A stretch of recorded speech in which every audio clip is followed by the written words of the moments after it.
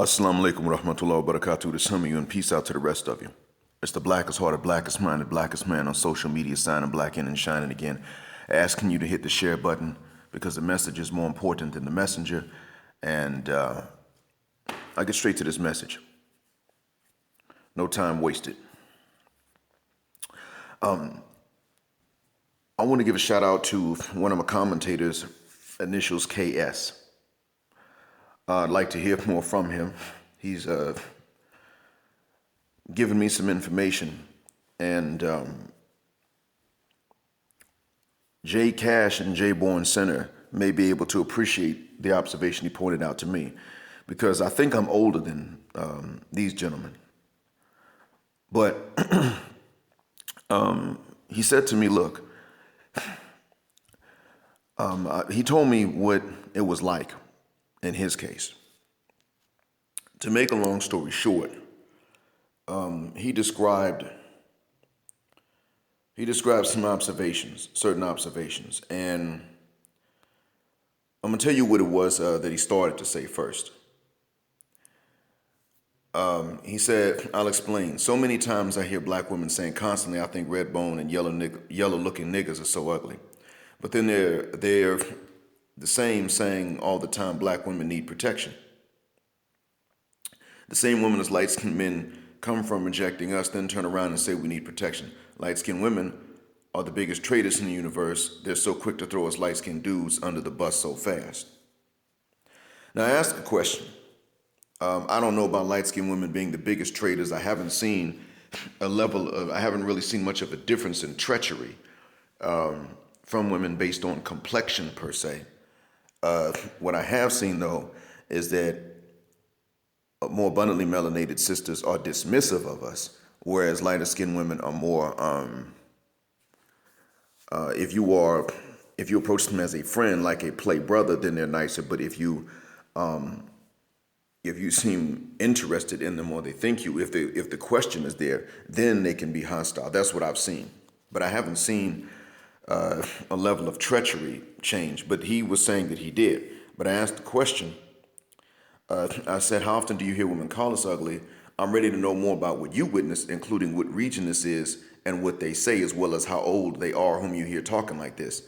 I suspect it's getting worse amongst the younger crowd.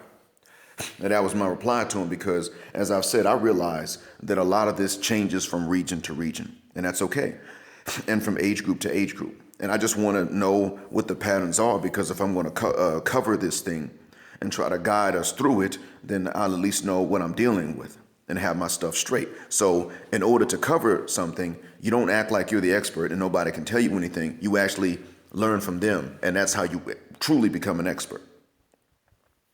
And then that's what I would want to do. So he said, Black Mind, go to Twitter and type in all black women attracted to light-skinned men. They go in on us light-skinned brothers like we did something. Can I ask a question, man? Do you think other races of women will be attracted to light-skinned men, or will they run after the darker-skinned men like the black women do? Now, I gave an answer. I said, it seems to me that other races of women like both in men, which is cool. The ones who are okay with us bronze or beige men don't get made fun of by their peers, from what I could piece together. Now is my answer. That's just based on what I can observe. But I also want to tell y'all something else too. I also want y'all to understand this, that he said to me to go on Twitter, and I did it. Started an account. It's Black Mind. That's the name. Guys, look, I typed in even less than what he said. I just typed in light-skinned men. And at first, the results were mixed, positive and negative, neutral, questioning at first. Just from typing in light-skinned men. I didn't have to type in, are they attracted to light-skinned men? I did that, but I got fewer results. But when I just typed in light-skinned men, and I got a long list, and I'm going to tell you, at first the results were mixed, positive and negative, and questioning and neutral. But then after scrolling down, let's say scrolling down about the length of, or scrolling down the height of two normal pieces of paper. Oh my God. 8.5 by 11. Well, that 11 is the height. So scrolling down by about 22 units of measurement, I think inches. Yeah, I started to see that at that point it was darn near uniform. It was negative. Now I'm guesstimating how much I scrolled down. The point I'm getting at is that when I continued to scroll down, it got negative. And it stayed negative. And that was it. I remember there was one compliment, like a true compliment I can remember, with no apology. Now, there were other compliments or positive reviews regarding lighter-skinned men, but these reviews came with "Lord, deliver me from these demons" or something like that. So, as Jay Cash has told you, which is what I had observed in my own life, just not on social media, when they do not mind lighter-skinned men, they pray to be delivered from that. Now, this is borderline joking, borderline serious. It's Twitter. This is for a crowd younger than myself. I'm just learning. But it's not all jokes. It took me a while to realize this because many of these posts did not come with any signs of humor, no laughter unless they were saying something funny or derisive, something to make fun of lighter-skinned men. But I really saw it. Now, see, I was told when I was younger not to exaggerate whatever happened, and then I understood that. However, what I could see being shown in attitudes when I was growing up is now being said out loud in words spelled out on social media. That's the problem. Now, people writing this seem to be in their 20s and 30s, but there are people in their teens that read this and think these folks know what they're doing and know what they're saying. And what I saw, it was funny because it was an open association between light-skinned men and femininity. 50% or more of light-skinned men are gay. I kid you not, a lady said this. I'm pretty sure she was serious. She was not joking. I get gay vibes from them. I don't know why. You don't know why? Because you're socialized to. That's why. They ain't no real men. And child, they're treacherous. And there was one video of a man saying, support your man when he's at his lowest, and then watch him talk about you like trash, you booped stitch. And I'm using spoonerisms. So then they all went in on how he was saying this because he was light-skinned. This was a man simply giving advice to women that I don't necessarily agree with, but he was giving advice to women saying don't support men when they're at their lowest points in life. I think it depends on the dude. The women can tell if they want to. They're not going to do it anyway, especially for the ones who would deserve that. They're not going to do that. They're going to do that for the guys who stay at those lowest points. Bums. Because they've got this attraction thing going on for a lot of ladies. But nonetheless, regardless of my opinion, the point is this was a light-skinned man saying this. And so they went straight with the stereotype. They assumed that this man was pretty much saying this is what I would do. And they assumed that he would do it because he's light-skinned. And they talked like this. And there was a conversation underneath it. This is not a joke. Gentlemen, I'm going to straight tell y'all. And the funny thing is this. See, compared to me, my son is in the middle. But when they said light skin, they were including men about my son's shade. So I realized he's going to have it too. He's going to face this if he actually gets out there and shoots his shots. Luckily, he's not doing that. That's a good thing. What I wanted to tell you, black men, is this.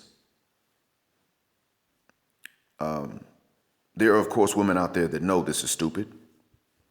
And they know this is childish, and you can't back this up with logic. It's impossible for everybody of one particular description to have the same opinion about everything. It's impossible for everybody of one outside external description to have the same opinion about everything. And there are women that know this. They're not the ones that are making these posts. So their knowledge and wisdom are not getting out there to the public, you can say. But the foolishness is making its rounds 1,000 times and being shared before the truth gets its pants on. So, gentlemen, what I want you to understand is that you really and truly are hated out there. And I mention this because it's not just about romantic selection either. That's not it. And here's the other thing. You're not hated by men. Let's make this plain. So when people say, well, y'all need to be your own category, let me explain this to you. You are not hated by men. That's not it. It ain't black men that walk around with a hatred of you unless they have no male guidance in their life. That's not the case.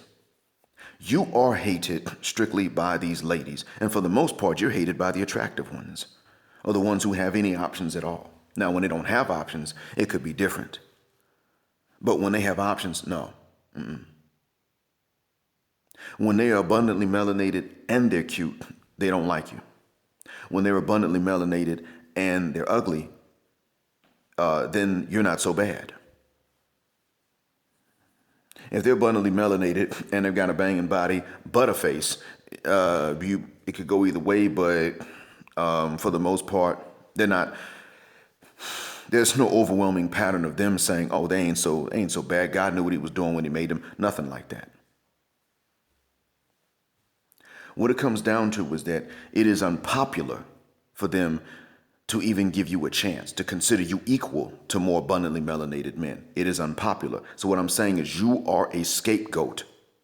And you are a scapegoat for things that they think are going on, for patterns that aren't even necessarily in existence, let alone proven. I want you to understand this, gentlemen. You are a scapegoat.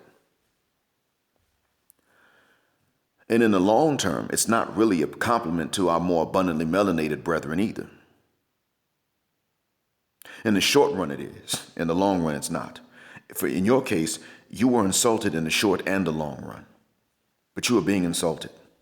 So you must understand that when anybody calls for you to be counted as a separate race or a separate category, and they're doing it out of some sort of hatred, you must remember and say to them, well, see, this is something we got to keep in mind. Politically, genetically speaking, we're not a separate race, but politically speaking, we may have to act like a separate race from African-American women,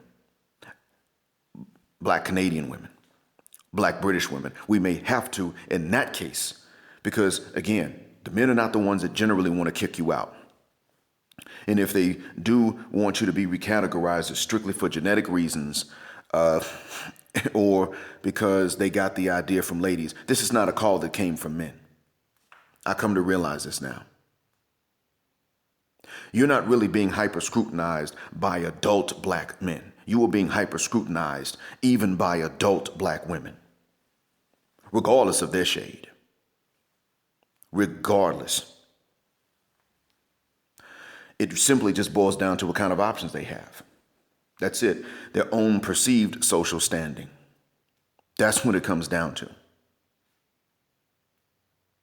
But I didn't realize that this hatred was as bad as it is. I knew that there was a dismissal. I was aware of there being, I was aware that they don't want to have children with us, that in the bedroom they don't want to validate us the same way they do other men. But that's because I was dealing with my age group. I'm sorry, gentlemen. I was largely unaware that you were facing a actual hatred. Like they wish you were gone. They think it's okay to joke about signing petitions calling for your genocide. No joke. And I apologize for underestimating that. I was unaware of how bad it got till I finally opened an account on Twitter last night, my time, which was still earlier today, your time, most of you listening. I just didn't know. I wish I had, but I didn't know. Oh man, this is bad. But I also mention this for another reason, and that is that it doesn't stop with romantic selection. It goes beyond that. It also is going to go into jobs, the ways, because see, these ladies are going to be able to move up in life to a certain extent. I mean, at least maybe to HR or something. They're going to be able to move up. And they're going to be able to either hire you and fire you or make your life difficult on the job, make your work difficult. I've had jobs like this before where In my case, it was actually, I remember 2005, it was a white chick with no credentials that was trying to make the job hard on black men. And it was African-American women that came to help us out. I remember that. And this is one of the reasons that I was very, very pro-black in general and pro-black woman included. Not to the point I would take any mess off of them, but I felt like when it came to certain things outside of ourselves, that we would act in each other's interest, and I would. And this is the time when they did. I could see that, but then something else happened too. And that was that 5 years later, I had two African-American women act against my interest, and a white lesbian professor at my university came to bat for me. Blew my mind. And she was the one that said to me, I've seen this before. There are African-American women, especially when they're single, that don't know how to deal with African-American men that are competent. I kid you not, she told me this.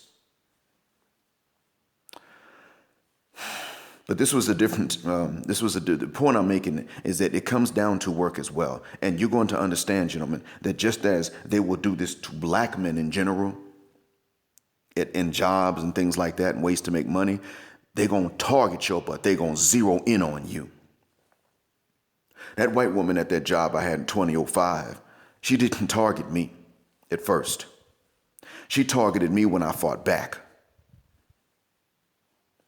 She didn't zero in on me from the beginning. She zeroed in on every black male that was there. Later on, she zeroed in on me because it was pretty obvious to people I was Muslim. Plus, I fought back. And she found out that I had more education than the other black men did. And so eventually she did, but even then it wasn't based on shade. Now, when you, gentlemen, I want you to understand, when you go into certain environments, you're going to come across sisters that don't have anything against you. And they may even be the majority. It's a possibility. I don't know what the percentages are, what the likelihood is, what the stats are.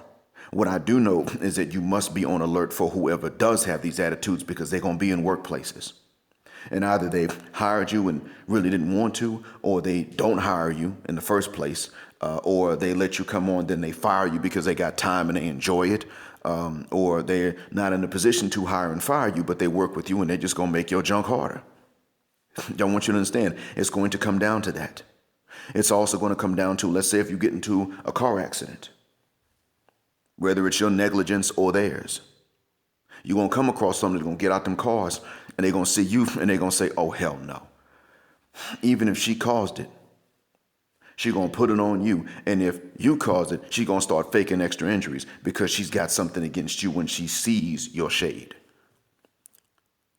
This hatred, I don't think they're going to outgrow this as they get older. I wanted you gentlemen keep in mind that if I had known the depths of this hatred of the ones in their 30s and 20s, especially in their 20s, I would have been more careful. I mean, I would have sounded more paranoid to a certain extent. And the thing is, I really don't even think that it's that it changes with their shade. I don't think it does. I think the only thing is just going to be their options.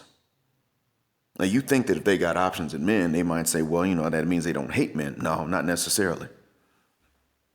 Because you have to keep in mind, from what I read, it's just convenient and in style to hate you and to beat up on you and blame you for things you didn't do. But you know what, gentlemen? The social media that's been weaponized against you in such a way that it could translate into real results to your disfavor, weaponize against them, against the haters. And when you fight back, do not profile anybody based on shade. Profile them based on intelligence, or rather stupidity. Come up with a term that don't say dark-skinned women or don't say that. Simply say ditzy broads. Ditzy broads think that they can profile light-skinned men successfully, correctly.